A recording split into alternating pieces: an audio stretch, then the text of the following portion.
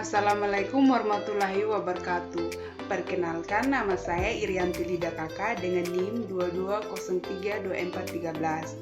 Saya mahasiswa Sekolah Tinggi Ilmu Administrasi, jurusan D3 Rekam Medis dan Informasi Kesehatan. Tugas Anatomi Fisiologi, dosen pengampu Henry Didi Harto SKF Ners MPD. Anatomi Sistem Pencernaan. Pertama, rongga mulut. Rongga mulut adalah pintu awal masuknya makanan ke dalam tubuh kita. Karena itu, rongga mulut memainkan peranan yang sangat penting dalam menjaga kesehatan tubuh secara keseluruhan. Sebagai salah satu bagian dari sistem pencernaan, ia merupakan pintu gerbang di mana di dalamnya terjadi proses kompleks yang dijalankan oleh fungsi gigi, kelenjar ludah, dan lidah. Fungsi rongga mulut sebagai bagian pertama dari saluran pencernaan, sumber sekunder respirasi, area manipulasi suara untuk rasa. Rongga mulut ialah daerah tepat di belakang bibir yang memanjang ke atas ke tenggorokan. Fungsi rongga mulut. Yang pertama, pencernaan. Rongga mulut sendiri berfungsi sebagai bagian pertama yang berasal dari saluran pencernaan, sumber sekunder respirasi, area manipulasi suara untuk berbicara, dan juga menjadi lokasi atau tempat untuk organ sensorik agar dapat menentukan rasa. Yang kedua, pemilihan makanan. Fungsi rongga mulut yang pertama adalah memilih makanan dengan rasa. Makanan dengan rasa yang tidak menyenangkan atau buruk akan ditolak. Dalam pemilihan makanan, penglihatan dan bau memainkan peranan yang penting. Faktor sosial dan faktor psikologis juga terlibat dalam memilih jenis makanan tertentu. Yang ketiga, penghalusan makanan. Setelah makanan berada dalam rongga mulut, maka akan dilakukan tindakan pengunyahan untuk menghaluskan makanan. Gigi, lidah, dan pipi semua mengambil bagian dalam menghaluskan makanan secara fisik dan hingga menjadi potongan kecil. Kerja enzim dalam rongga mulut akan mudah bekerja pada partikel-partikel makanan yang berukuran kecil. Yang keempat, pelumasan. Proses pelumasan dan pencernaan dalam rongga mulut dimulai hingga makanan dipecahkan menjadi potongan-potongan kecil. Yang kedua, faring atau tenggorokan. Faring dalam bahasa Yunani, pharynx adalah tenggorokan atau kerongkongan yang merupakan bagian dari sistem pencernaan dan sistem pernapasan. Faring adalah tabungan fibromuskular yang terdapat persis di depan tulang leher yang berhubungan dengan rongga hidung, rongga telinga tengah, dan laring. Pada umumnya, faring dibagi menjadi 3 bagian, yaitu faring nasal yang berhubungan dengan rongga hidung, faring oral yang berhubungan dengan rongga paru-paru, dan faring laringeal yang berhubungan dengan epiglotis dari laring serta menuju ke esofagus. Yang pertama, fungsi faring. Fungsi utama faring adalah sebagai saluran alat pencernaan yang membawa makanan dari rongga mulut hingga ke esofagus. Hubungan faring dengan rongga hidung dan laring ini membuat faring menjadi cukup penting dalam memproduksi suara serta memungkinkan manusia untuk bernapas menggunakan mulut serta jika diperlukan secara medis memasukkan makanan melalui hidung. Ketiga, esofagus atau kerongkongan. Esofagus atau kerongkongan adalah salah satu bagian organ pencernaan, yaitu sebuah tabung yang menghubungkan faring atau tenggorokan dengan lambung. Kerongkongan terletak antara trakea atau batang tenggorokan dan tulang belakang. Kerongkongan melewati bagian bawah leher, menembus diafragma hanya di sebelah kiri garis tengah, dan bergabung dengan jantung atas ujung lambung. Pada orang dewasa, kerongkongan mempunyai panjang antara 25 cm atau 10 inci. Saat seorang menelan, dinding otot kerongkongan berkontraksi untuk mendorong makanan ke dalam perut. Kelenjar pada lapisan kerongkongan menghasilkan lendir yang membuat lorong lembab dan memfasilitasi menelan. Saat makanan bergerak ke kerongkongan, langit-langit mulut beserta jaring mirip gelembir dan bagian belakang mulut atau uvula terangkat ke atas dan menutup saluran hidung dan sewaktu makanan bergerak ke arah tutup trakea. Epiglotis dan menutup sehingga makanan tidak termasuk trakea dan paru-paru, tetapi makanan tetap masuk ke kerongkongan. Fungsi esofagus atau kerongkongan. Fungsi kerongkongan antara lain untuk menelan makanan, mencegah benda asing yang masuk ke perut, menghasilkan gerak peristatik, dan mencegah laju cairan dari perut. Kerongkongan atau esofagus adalah organ pencernaan berbentuk menyerupai tabung berotot yang berfungsi membawa makanan dari mulut ke lambung. Kerongkongan mempunyai 3 bagian kompartemen, yaitu leher, dada, dan abdomen. Leher atau pars cervicalis komponen dengan mempunyai panjang 5 cm berada di antara trakea dan kolum vertebralis. Kedua, struktur esofagus. Struktur esofagus atau kerongkongan tersusun atas 4 lapis dinding, antara lain lapis serosa adalah lapisan paling luar kerongkongan yang terdiri atas pembuluh darah, limfe, dan saraf, bagian-bagian dalam esofagus. Dalam struktur jaringan esofagus, kerongkongan dibagi menjadi 3 bagian, diantaranya yang pertama bagian superior dalam kurung 1/3 atas esofagus. Sebagai besar otot penyusun esofagus pada bagian superior adalah otot rangka, di mana otot rangka bekerja secara sadar atau bisa dikendalikan. Yang kedua, bagian tengah dalam kurung 2/3 tengah esofagus, terdiri dari otot campuran dari otot rangka dan otot halus. Yang ketiga, bagian inferior dalam kurung 3/3 bawah esofagus. Otot penyusun bagian inferior adalah otot halus yang bekerja tanpa sadar atau tidak bisa dikendalikan. Yang keempat, ada gaster atau lambung. Lambung adalah organ berotot yang ada di bagian kiri atas perut di antara kerongkongan dan usus kecil. Berfungsi untuk mencerna makanan, lambung merupakan organ terpenting pada sistem pencernaan. Untuk menguraikan dan mencerna makanan, otot lambung terus berkontraksi secara menghasilkan enzim pencernaan dan asam lambung. Makanan yang telah dicerna oleh lambung akan dikirim ke usus halus. Lambung tersusun atas 4 bagian, yaitu yang pertama ada kardia.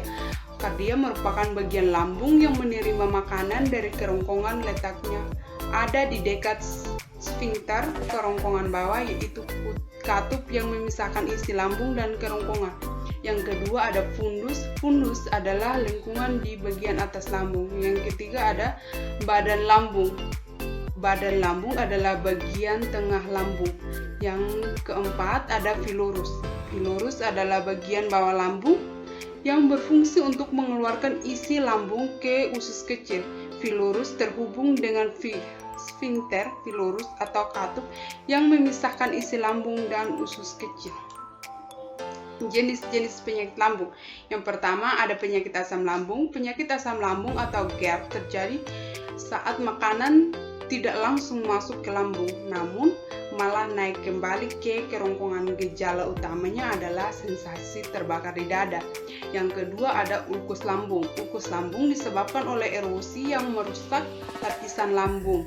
Ulkus dapat timbul akibat infeksi atau penggunaan obat yang tidak sesuai dosis. Penyakit ini dapat mengakibatkan nyeri perut dan pendarahan internal pada lambung.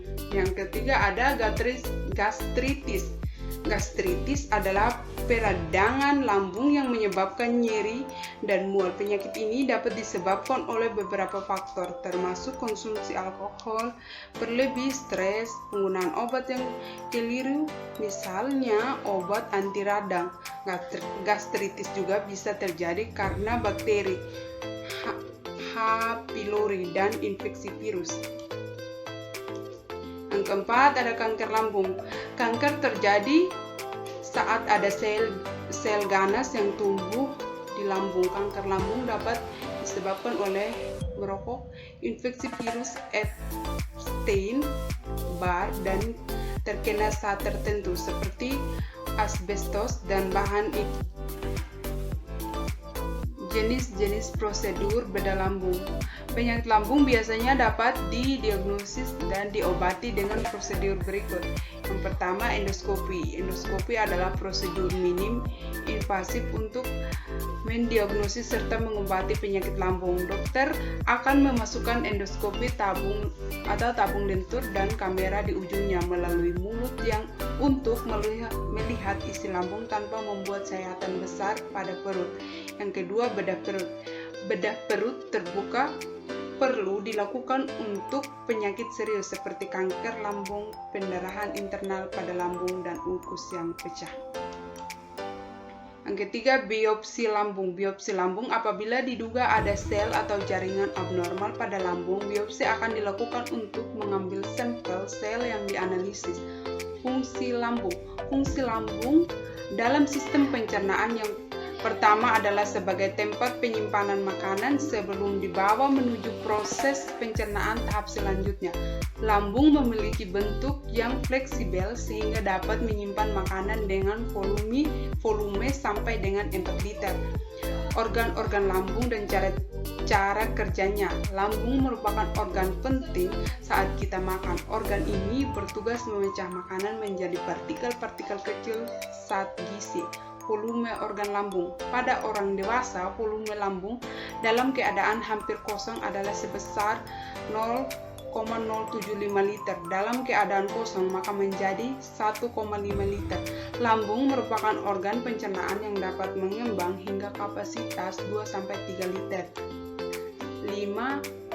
Ada intestinum tenue atau usus halus. Usus halus atau intestinum tenue adalah organ dalam sistem pencernaan yang terhubung dengan lambung. Usus halus memiliki panjang hingga 6 meter dengan diameter 2,5 cm. Bagian ini merupakan tempat penyerapan sari-sari makanan yang telah dicerna kemudian diedarkan oleh darah ke seluruh tubuh. Fungsi usus halus. Yang pertama, duodenum, usus 12 jari. Duodenum berfungsi memecah komponen dari lambung menjadi komponen yang lebih kecil hingga dapat digunakan oleh tubuh. Yang kedua, jejunum atau usus kosong digunakan untuk pencernaan dan penyerapan sebagai komponen terutama air, karbohidrat, protein, dan vitamin serta komponen lipofilik. Yang ketiga, ileum atau usus penyerapan digunakan untuk menyerap garam, vitamin B, dan komponen nutrisi yang tidak diserap oleh jejunum. Yang keenam ada kolon. Kolon merupakan segmen terakhir saluran cerna. Saluran cerna dimulai dari appendix, cecum, dan valvula Bowmani sampai anus. Secara makro, anatomi terdiri dari atas cecum yang letaknya intraperitoneal, kolon ascendens yang peritoneal, kolon transversum mulai dari flexura hepatica dan flexura linearis. Yang letak usus besar adalah organ pencernaan yang mengelilingi saluran rongga perut. Organ yang disebut juga dengan kolon memanjang dari cecum kantung yang menghubungkan ileum atau ujung usus kecil dengan kolon sampai ke anusnya itra. Yang ketujuh, rektum. Rektum merupakan sebuah saluran yang berawal dari ujung usus besar dan berakhir di anus.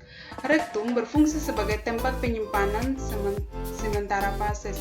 Biasanya rektum akan kosong karena tinja disimpan di tempat yang lebih tinggi, yaitu pada kolom descendens. Rektum merupakan bagian distal dari usus besarnya yang dimulai dari setinggi corpus sacralis. 3 rektum dibagi menjadi dua bagian, diantaranya yaitu yang pertama rektum bagian bawah yaitu sepanjang 3-6 cm dari anal verge. Yang kedua rektum bagian tengah yaitu panjang 6-10 cm dari anal verge. Yang kedelapan ada anus. Anus adalah pembukaan yang dilewati oleh kotoran bayi dan kotoran tersebut meninggalkan tubuh. Anus imperforata terjadi ketika tidak adanya pembukaan di ujung saluran pencernaan atau tidak ada lubang di anus. Saluran pencernaan mungkin akan berakhir di dalam kantong tertutup di suatu tempat yang ada di dalam tubuh. Fungsi anus. Yang pertama, untuk melakukan proses defekasi. Defekasi adalah proses membuang kotoran sisa pencernaan dalam bentuk fases. Defekasi disebabkan oleh reaksi otot pada dinding rektum yang dipengaruhi oleh sistem saraf. Otot bereaksi tersebut adalah otot sphincter. Yang kedua, mengatur keluarnya feses. Pada saat proses buang air besar, kita juga dapat mengatur pengeluaran feses sesuai keinginan. Yang ketiga, menahan BAB di saat tertentu. Rasa ingin BAB juga dapat ditahan ketika belum sempat pergi ke toilet. Hal ini dikarenakan ada kontraksi otot sphincter dan levator setelah menerima impuls dari otak. Otak mengeluarkan impuls tersebut ketika kita ingin menahannya. Organ-organ tambahan. Yang pertama ada gigi. Gigi merupakan organ sistem pencernaan yang terletak di dalam rongga mulut. Gigi termasuk alat pencernaan mekanik karena berfungsi memotong, merobek, dan mengunyah makanan sebelum makanan tersebut masuk ke bagian pencernaan selanjutnya. Gigi mempunyai struktur padat, keras untuk menjalankan fungsinya dengan baik. Gigi tersusun atas 3 bagian utama, yaitu yang pertama mahkota gigi atau puncak. Mahkota gigi yaitu bagian gigi yang tampak dari luar. Lapisan ini terlihat berwarna putih karena dilapisi oleh struktur yang disebut inel gigi. Setiap jenis gigi memiliki bentuk mahkota yang bervariasi. Yang kedua, leher gigi atau kolum. Leher atau kolum gigi yaitu bagian gigi yang sudah tertanam ke dalam gusi. Bagian ini merupakan pembatas antara mahkota dengan akar gigi. Yang ketiga ada akar gigi. Akar gigi merupakan bagian yang tertanam di dalam rahang sehingga tidak tampak dari luar. Manusia mempunyai beberapa jenis gigi. Setiap jenis gigi bisa memiliki jumlah akar yang berbeda. Ada yang memiliki 2 akar dan ada yang memiliki 3 akar. Yang kedua ada lidah. Lidah ini merupakan salah satu organ termasuk ke dalam panca indera serta sebagai organ yang menunjang dari sistem pencernaan. Lidah ini memiliki fungsi sebagai indera pengecap, yakni untuk memberikan rasa kepada tiap-tiap objek yang masuk ke dalam mulut kita. Fungsi lidah yang pertama, lidah memiliki 3 fungsi utama, yaitu yang pertama sebagai indera perasa, yang kedua sebagai organ pencerna untuk mencerna dan menelan makanan, yang ketiga sebagai organ yang berperan dalam proses berbicara. Yang ketiga ada kelenjar saliva. Kelenjar saliva merupakan organ pada tubuh manusia yang berperan dalam setiap pencernaan. Kelenjar saliva yakni kelenjar yang mempunyai saluran sendiri. Pada organisme lain selain manusia, serangga contohnya, kelenjar saliva berfungsi untuk memproduksi protein penting dalam tubuh. Fungsi kelenjar saliva. Adapun fungsi kelenjar saliva yang diantaranya yaitu yang pertama, fungsi utama kelenjar saliva ialah untuk mensekresikan air liur saliva ke dalam rongga mulut untuk membantu melindungi mulut, mencerna makanan, membunuh bakteri, menjaga keadaan mulut. Yang kedua, mensekresikan enzim amilase, yaitu enzim yang berfungsi mengubah amilum polisakarida menjadi maltosa disakarida. Yang ketiga, memudahkan proses pengunyah dan menelan. Yang keempat, mengontrol pH mulut. Yang kelima, membantu pergerakan lidah. Yang keenam, melindungi gigi dari keropos dan karang gigi. Yang ketujuh, mencegah dehidrasi mulut. Yang kedelapan, menjaga kelembapan bibir. Yang kesembilan, memperlambat proses pembusukan makanan yang tersisa pada gigi. Yang keempat ada kandung empedu. Kandung empedu merupakan kantong terbentuk seperti buah alpukat yang terletak tepat di bawah lobus kanan hati. Kandung empedu memiliki bagian-bagian fundus, corpus infundibulum dan kolum. Yang keempat ada kandung empedu. Kandung empedu merupakan kantong berbentuk seperti buah alpukat yang terletak di tepat di bawah lobus kanan hati. Kandung empedu memiliki bagian-bagian fundus, korpus, infundibulum, dan kolum. Fundus bentuknya bulat, ujungnya buntu dan dari kandung empedu. Korpus merupakan bagian terbesar dari kandung empedu. Kolum adalah bagian yang sempit dari kandung empedu. Empedu yang disekresi secara terus-menerus oleh hati masuk ke saluran empedu yang kecil dalam hati. Saluran empedu yang kecil bersatu membentuk dua saluran yang lebih besar dan keluar dari permukaan hati sebagai ductus hepaticus communis. Ductus hepaticus bergabung dengan ductus cysticus membentuk ductus choledectus. Salah satu fungsi hati adalah untuk mengeluarkan empedu. Normalnya empedu dihasilkan antara 600 sampai 1200 ml per hari. Kandung empedu mempunyai penyimpanan sekitar 45 mili empedu. Di luar waktu makan, empedu disimpan untuk sementara di dalam kandung empedu dan mengalami pemekatan sekitar 50%. Fungsi empedu yang pertama membantu dalam proses pencernaan lemak, yang kedua membantu proses absorpsi lemak, yang ketiga membantu pengeluaran limbah, yang keempat membantu menghilangkan racun dari hati. Yang kelima ada pankreas. Pankreas adalah organ aksesoris pada sistem pencernaan yang memiliki dua fungsi utama, menghasilkan enzim pencernaan atau fungsi ekskrin serta menghasilkan beberapa hormon atau fungsi endokrin. Pankreas terletak pada kuadrat kiri atas abdomen atau perut, yang bagian kaput atau kepalanya menempel pada organ duodenum. Produk enzim akan disalurkan dari pankreas ke duodenum melalui saluran pankreas utama. Ya, fungsi pankreas. Pankreas adalah kelenjar yang memiliki dua fungsi utama, yaitu menghasilkan enzim pencernaan atau fungsi eksokrin dan menghasilkan hormon atau fungsi endokrin. Yang keenam ada hati. Hati adalah organ terbesar dalam sistem pencernaan yang memiliki banyak fungsi. Dikenal pula sebagai liver. Organ ini tak hanya membantu jalannya proses pencernaan, tapi juga berperan dalam sistem peredaran darah dan berbagai mekanisme lainnya dalam tubuh Anda. Berbeda dengan lambung dan usus merupakan bagian dari saluran pencernaan. Hati adalah aksesori atau pelengkap pada proses pencernaan. Hati pun bekerja dengan sistem lain seperti kantong empedu, persarafan, pembuluh getah bening, usus, dan masih banyak lagi. Fungsi hati.